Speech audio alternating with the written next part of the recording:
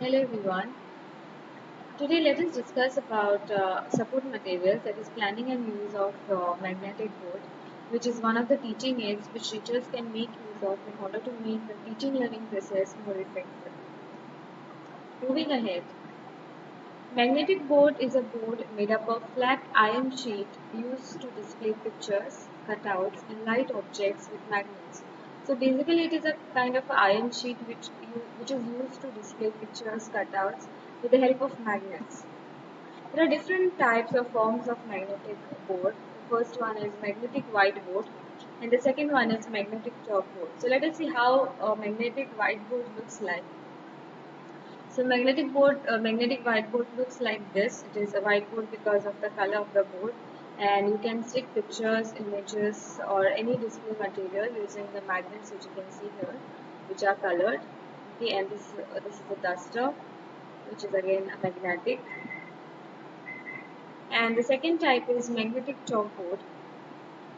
Now it looks similar to a regular chalkboard, and you can write on it. Plus, you can also stick pictures using chalkboards or any cutouts if you want, like the ones which are stuck here. So it makes teaching learning process more interactive, more attractive for the students.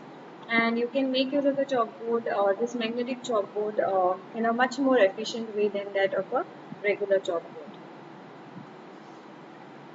Now, magnetic board basically helps to facilitate the teaching learning process as we just discussed.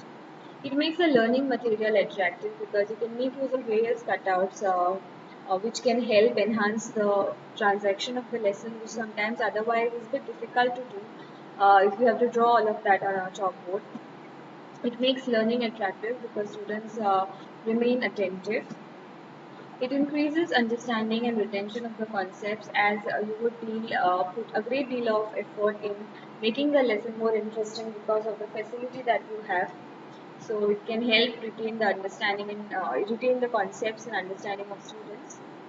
Now let us see how we can plan for using the chalkboard or magnetic chalkboard or magnetic whiteboard, or we can generally call it a magnetic board. Okay, the magnetic board must be prepared well in advance. You need to have the magnetic board ready with you because it is not something which you can do on the day. So you need to have that magnetic board ready. Material should be attractive and relevant to the topic. So whatever material that you would be using to display in the classroom, it should be attractive. It should be relevant to the topic that you are discussing. Good quality magnets need to be pasted at the back of the display material so that it sticks properly and doesn't fall off. Markers, magnetic eraser, chalks, scale should be kept ready to avoid wastage of time. So it's like you need to have all the other things apart from the display material, like that of the marker, magnetic eraser, chalks, scale ready with you before you begin your lesson. Now, while you present, it is important that the magnetic board is placed at an appropriate height, comfortable for you to make use of the entire space available on the magnetic board.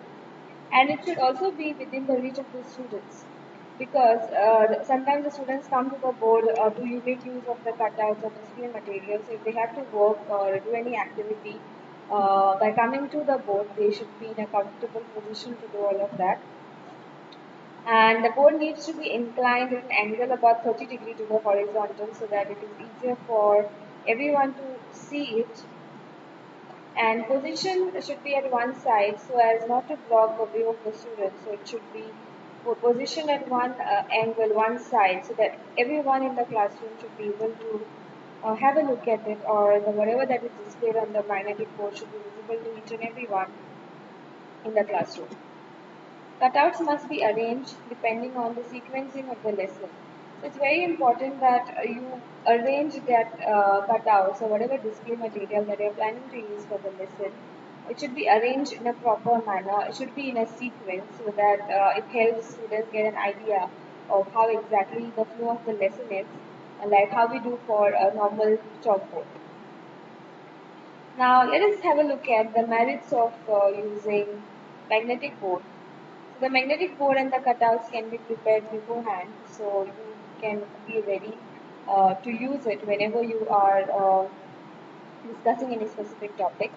It permits combination use as a blackboard as well as a board for visual aids. So it is both. You can use it for writing any content, or you can also use it for displaying the material. It is interesting and it always attracts the attention of the students because it is something different than they often see. It is durable for years even after frequent use because it is made of iron sheet and it is much more durable. It is less hazardous for asthmatic patients because we are making use of materials which, with the help of, by sticking it to the board and not very less use of chalk. And it can, for those who are having asthmatic problems, they can refrain from using chalkboard, as in chalk, and instead only display material could be used so that it would help them.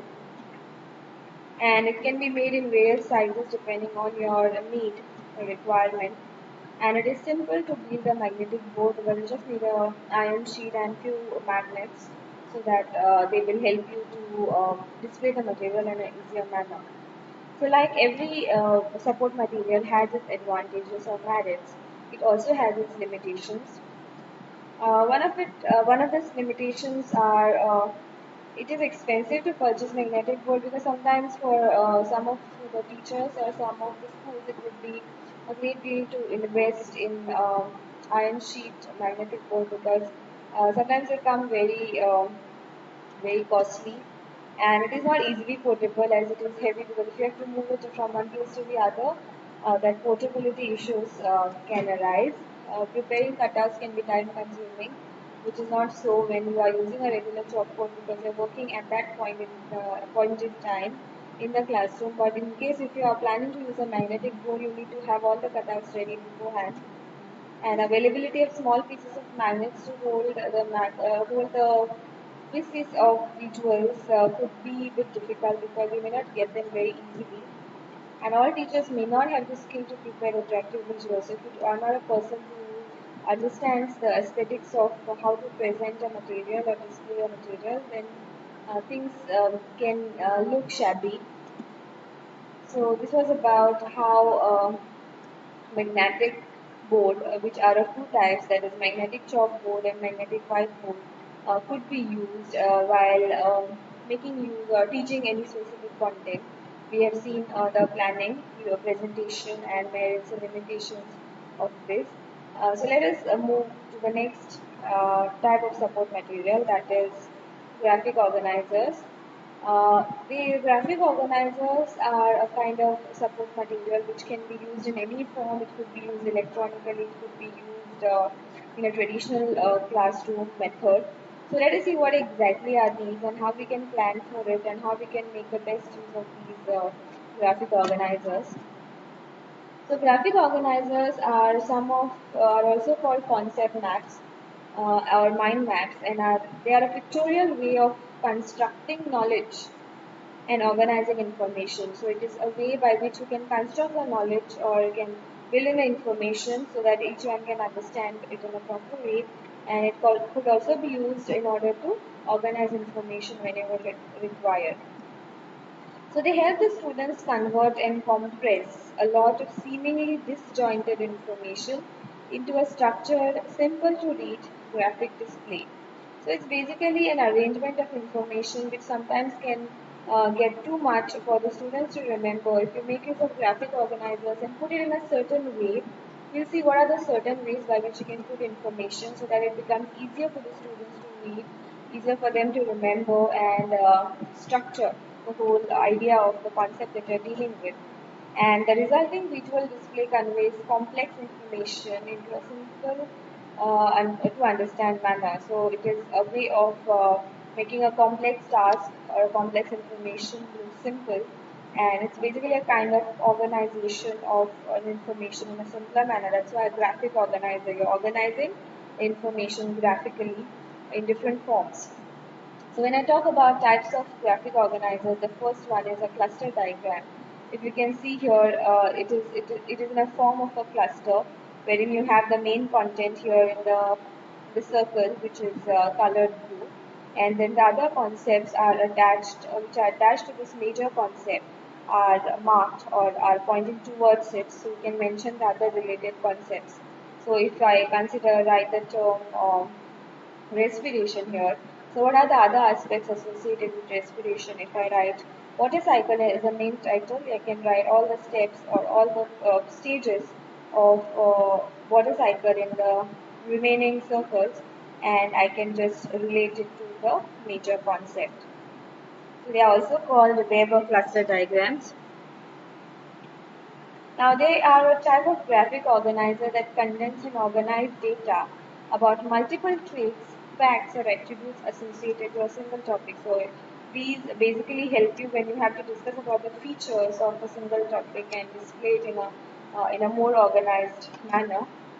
Star diagrams are useful for basic brainstorming about a topic or simply listing all the major traits related to a theme. So it could be used for a general discussion when you're brainstorming on a certain topic, or while you're discussing something, you can just write the main topic at the center and the related ones by putting arrows nearby.